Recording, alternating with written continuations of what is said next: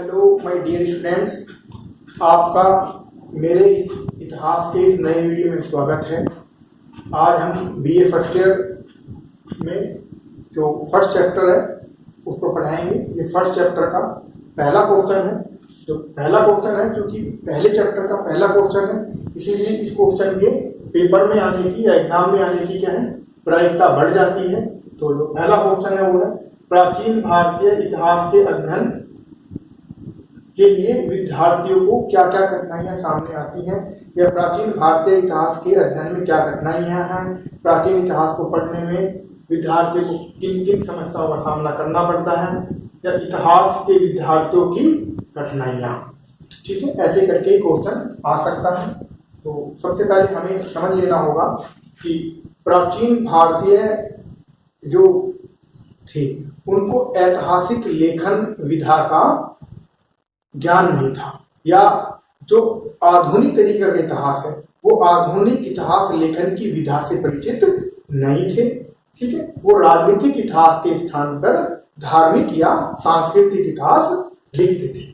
ठीक है, तो एक बात तो क्योंकि प्राचीन भारतीयों की इतिहास लेखन यानी राजनीतिक इतिहास लेखन में रुचि नहीं थी, वो कैसा इतिहास लिखते थे, सांस्कृतिक इतिहास लिखते थे। दूसरा कारण क्या था कि मध्यकाल में भारत में अनेक विदेशी आक्रमण हुए। जो ग्रंथ प्राचीन भारतीय ने लिखे भी उनको क्या विदेशी आक्रांताओं ने नष्ट कर दिया। तो ऐसी स्थिति में जो पहला पॉइंट बनता है, तो प्राचीन भारतीय इतिहास के विद्यार्थियों के समक्ष अध्ययन के लिए सबसे पहली कठिनाई आती है। वो क्या है, उनके लिए उनके पास ऐतिहासिक स्रोत उपलब्ध नहीं होते, यानी ऐतिहासिक स्रोतों का उनके पास क्या होता है, अभाव होता है। कारण क्या, प्राचीन भारतीयों को राजनीतिक इतिहास लेखन का ज्ञान नहीं था। वो क्या लिखते थे, सांस्कृतिक इतिहास लिखते थे। जो इतिहास लिखा भी गया उसको क्या विदेशी आक्रांताओं ने नष्ट कर दिया। तीसरा क्या था कि जो प्राचीन भारतीय थे वो इहलौकिक यानी इस लोक के जीवन की अपेक्षा पारलौकिक जीवन में अधिक विश्वास रखते थे। ठीक है, दूसरा क्या है, कर्मानुसार इतिहास का अभाव। देखो, घटनाओं एवं तथ्यों का क्रमबद्ध विवरण क्या है, इतिहास कहलाता है। लेकिन प्राचीन भारतीय जो इतिहास है वो क्रमबद्ध रूप से नहीं मिलता है। जिसका कारण क्या है कि प्राचीन भारत में अनेक संवत चलाए। लगभग जो भी शक्तिशाली शासक हुआ उसने अपना अलग संवत चला दिया, जैसे विक्रम संवत, ठीक है, शक संवत, गुप्त संवत, है ना। ऐसे अनेक संवत भारत में चले। तो उनसे क्या है, सब संवत में, तो उन संवतों के कारण क्या हुआ, ऐतिहासिक घटनाओं को क्रमबद्ध रूप देना मुश्किल हो गया। ठीक है, तीसरी बात क्या है, प्राचीन भारतीय ग्रंथों में मतभेद। जो प्राचीन काल भारत में मुख्य रूप से धार्मिक ग्रंथ लिखे गए, और धार्मिक ग्रंथ किससे, हिंदू धर्म से संबंधित, बौद्ध धर्म से संबंधित और जैन धर्म से संबंधित ग्रंथ लिखे गए। ठीक है, तो सबसे बड़ी मुश्किल यह है कि किसी एक घटनाओं के लिखे हिंदू, बौद्ध एवं जैन दोनों ही ग्रंथों ने क्या है भिन्न भिन्न विवरण प्रस्तुत किए हैं। ऐसे में क्या है, प्राचीन ग्रंथों में किसी एक घटनाओं के संबंध में क्या है मतभेद है, और उस मतभेद का सामना किसको करना पड़ता है, इतिहास के विद्यार्थियों को।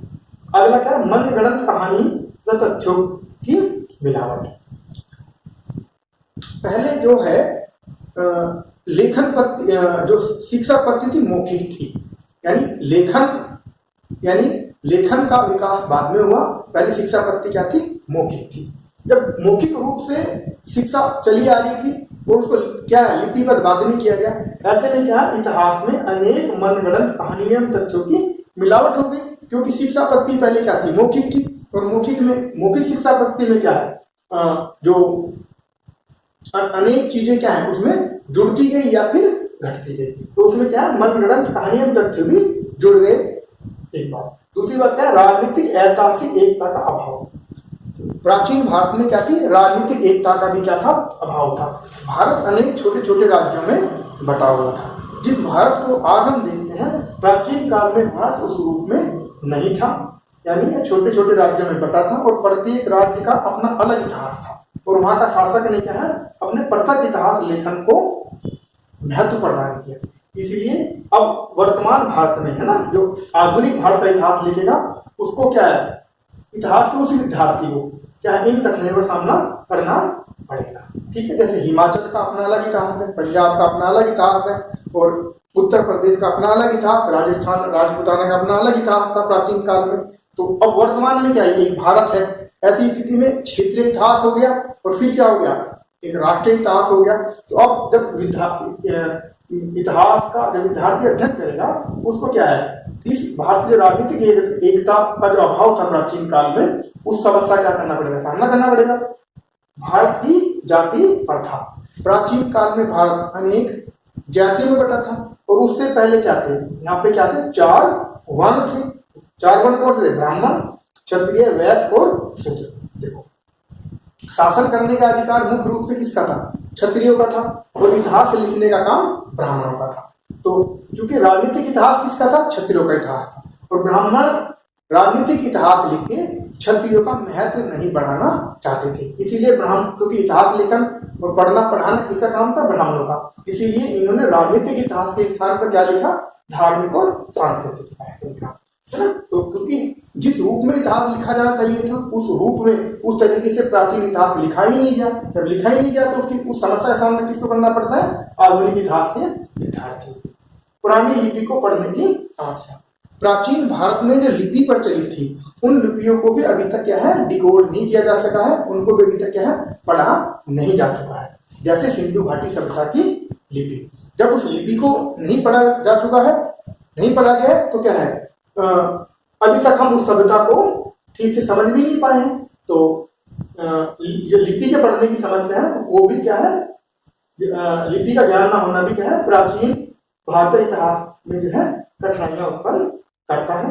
क्योंकि जो प्राचीन भारत में लिपि प्रचलित थी, वो अब तक क्या है, पढ़ी नहीं जा सकी है। जैसे सिंधु घाटी सभ्यता की लिपि है, इसको हम अब तक नहीं पढ़ चुके हैं, और जब तक लिपि नहीं पढ़ी जाएगी, जब तक क्या, सिंधु घाटी सभ्यता का पूर्ण विवरण भी नहीं मिल पाएगा। तो इसीलिए क्या है, ये सब कठिनाई किसके सामने आती है, प्राचीन इतिहास का या इतिहास का अध्ययन करने वाले विद्यार्थियों के समक्ष ये आती है। तो ये पहला क्वेश्चन है, क्योंकि पहला क्वेश्चन है, पहले चैप्टर का अच्छा क्वेश्चन है, तो ये क्या है, सब पे आना चाहिए, और ये महत्वपूर्ण भी है, और ये पेपर में पूछा भी जा सकता है। Thank you.